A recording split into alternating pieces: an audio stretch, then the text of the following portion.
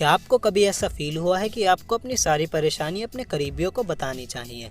कभी आपको ऐसा लगा हो कि आपकी जिंदगी दुनिया के हर एक शख्स से ज्यादा बुरी बीत रही है और आपने पूरे ब्रह्मांड को अपनी बुरी किस्मत के लिए कोसा हो? वैसे ईमानदारी से हम सब ने ही कभी न कभी तो खुद के लिए बुरा फील किया ही होता है, और वो भी बिना किसी खास वजह के। लेकिन हमें इस बात को कभी नहीं भूलना चाहिए कि हमारे आसपास के सभी लोगों के पास भी उदास होने की कोई ना कोई वजह तो होती ही है। अब बस इसमें फर्क ये है कि इंसान उस वजह को कैसे हैंडल करता है। तो दोस्तों, आज की इस वीडियो में हम कुछ ऐसे लोगों के बारे में बात करने वाले हैं जिनके पास हमेशा उदास रहने की बहुत बड़ी वजह होने के बाद भी उन्होंने अपनी जिंदगी को बहुत खुशहाल तरीके से जीना सीख लिया है। Number 1, iron lung. आपने शायद इस बीमारी के बारे में जरूर ही सुना होगा, जिसको पोलियो या पोलियोमिलिटिस के नाम से जाना जाता है। आज के समय में बहुत कम लोग ही इस बीमारी के शिकार होते हैं, लेकिन आज से सिर्फ 100 साल पहले से भी कम समय पहले इस बीमारी के शिकार बहुत ज्यादा लोग होते थे। अगर ये बीमारी ज्यादा बढ़ जाती है तो वो पूरे शरीर के मसल्स को भी पैरालाइज कर सकती है। लेकिन खुशकिस्मती से पिछली सदी के बीच में ही साइंटिस्ट ने पोलियो के खिलाफ एक एंटी वैक्सीन बना ली थी। हालांकि दुनिया भर में आज भी कई लोग हैं जो वैक्सीन के बनने से पहले पैदा हुए थे और वो पोलियो के शिकार हो गए थे। अब भले ही वो बच्चे बीमारी में भी खुद को जैसे तैसे बचा पाए थे, लेकिन बदकिस्मती से वो खुद अपने दम पे सांस लेने की क्षमता खो चुके थे, और यही वजह है कि उनके सांस लेने के लिए हर वक्त आयरन लंग का इस्तेमाल करना पड़ता है।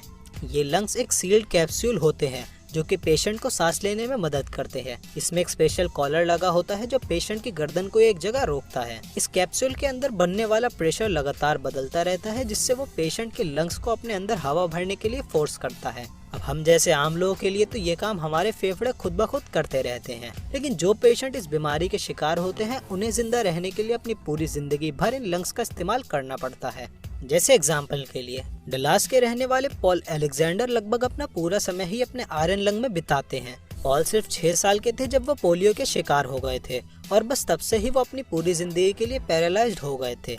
लेकिन इस सब के बावजूद भी पॉल ने अपनी यूनिवर्सिटी की पढ़ाई पूरी करी और वो एक लॉयर भी बन गए, और इसके साथ ही वो कोर्ट में हियरिंग्स के लिए भी जाते रहते हैं। नंबर 2, सन एलर्जी।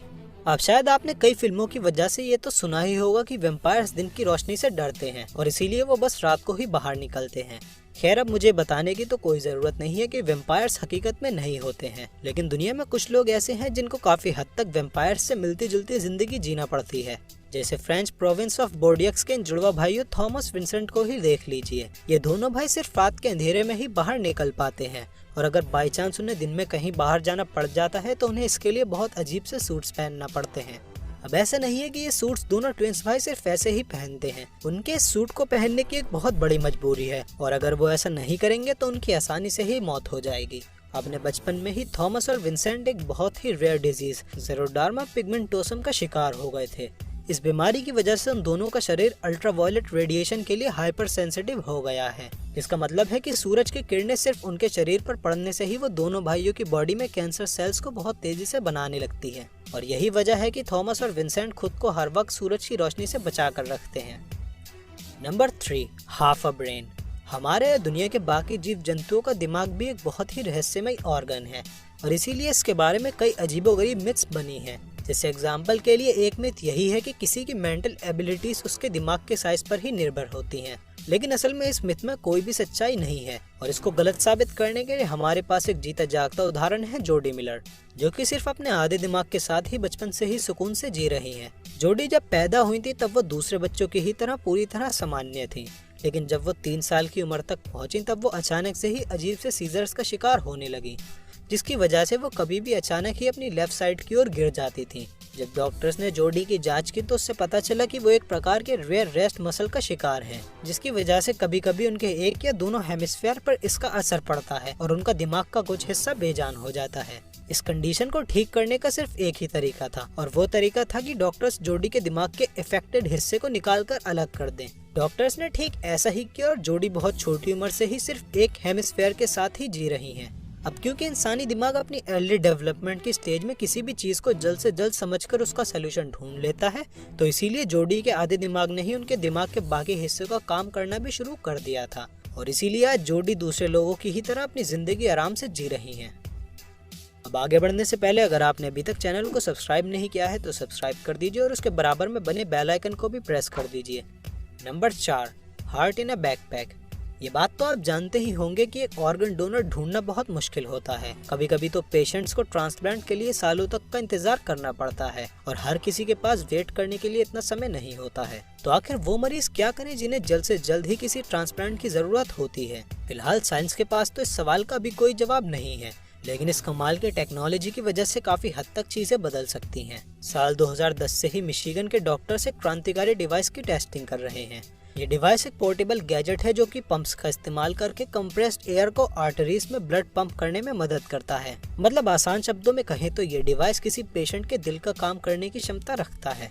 अभी कुछ साल पहले ही इस टेक्नोलॉजी को एक रियल पेशेंट के ऊपर टेस्ट किया गया है, जिनका नाम है स्टैन लार्किन। स्टैन पिछले 17 महीनों से इस डिवाइस की बदौलत आराम से जी रहे हैं। बस उन्हें हर वक्त इस डिवाइस को अपने बैकपैक में अपने साथ लेकर घूमना पड़ता है। इस पोर्टेबल हर्ट की वजह से ही अब स्टैन कम से कम अपने ट्रांसप्लांट के होने का बिना किसी चिंता के इंतजार कर सकते हैं। Number 5, second skeleton. जब रमेश डार जी का जन्म हुआ था तब वो दूसरे बच्चों से अलग नहीं था, लेकिन जब उसे पैदा हुए सिर्फ 15 दिन ही हुए थे तब उसके साथ कुछ अजीब होना शुरू हो गया था। रमेश की मां ने नोटिस किया कि उसकी स्किन खुद ही पील हो रही है और उसके पूरे शरीर पर ही मोटे मोटे से स्केल्स उभर रहे हैं। रमेश जिस बीमारी का शिकार था वो इतनी ज्यादा रेयर थी कि लोकल डॉक्टर्स ने उसके बारे में कभी सुना भी नहीं था। कई हॉस्पिटल्स के चक्कर काटने के बाद पेरेंट्स को आखिरकार ये पता चल गया था कि रमेश जिस बीमारी का शिकार है उसका नाम एक्थियोसिस है। इस बीमारी में पेशेंट की स्किन किसी आम इंसान से 7 गुना ज्यादा तेजी से रिन्यू होती है और इसी वजह से रमेश के बॉडी पर अजीब से स्केल्स बन रहे थे। जब ये स्केल्स तेजी से एक दूसरे के ऊपर आने लगते हैं तो उससे पेशेंट की खाल किसी स्टोन सरफेस या फिश स्किन के जैसी लगने लगती है। अब बहुत ही निराश करने वाली बात यह है कि अभी इस रेयर बीमारी का कोई इलाज मौजूद नहीं है। बस इसके सिम्टम्स को सर्जरी की मदद से थोड़ा कम किया जा सकता है, लेकिन इस ट्रीटमेंट में बहुत ज्यादा खर्चा होता है जिससे रमेश के माँ बाप अफोर्ड नहीं कर सकते। रमेश के केस में उसकी कंडीशन इतनी ज्यादा बिगड़ गई थी कि उसने चलना भी बंद कर दिया था। रमेश की उम्र के दूसरे बच्चे उसे देखकर डरने लगे थे और इसीलिए उसने किसी से भी बात करना बंद कर दिया था और वो हर वक्त सिर्फ अपने घर में ही रहने लगा था। लेकिन एक दिन सब कुछ बदल गया जब एक लोकल जर्नलिस्ट ने रमेश की एक वीडियो बनाकर उसे शेयर कर दिया था, जिसकी वजह से दुनिया भर के अलग अलग देशों के लोग भी रमेश के बारे में जान चुके थे। कई लोगों ने मिलकर रमेश के लिए कई $1000 का डोनेशन इकट्ठा किया था, जिसे उसके परिवार वालों को दे दिया गया था और उस डोनेशन की वजह से ही रमेश अपना ट्रीटमेंट करवा पाया था, जिससे वह पहले से थोड़ा ठीक हो चुका है। तो दोस्तों, ये थे दुनिया भर के कुछ ऐसे लोग जिन्होंने बहुत बड़ी परेशानियों के बाद भी अपनी जिंदगी को जीना सीख लिया है। अब अगर ये वीडियो पसंद आई हो तो इसे लाइक करिए और अपने दोस्तों के साथ शेयर भी करिए और मुझे कमेंट करके बताइए कि नेक्स्ट वीडियो आप लोगों को किस टॉपिक पर देखनी है।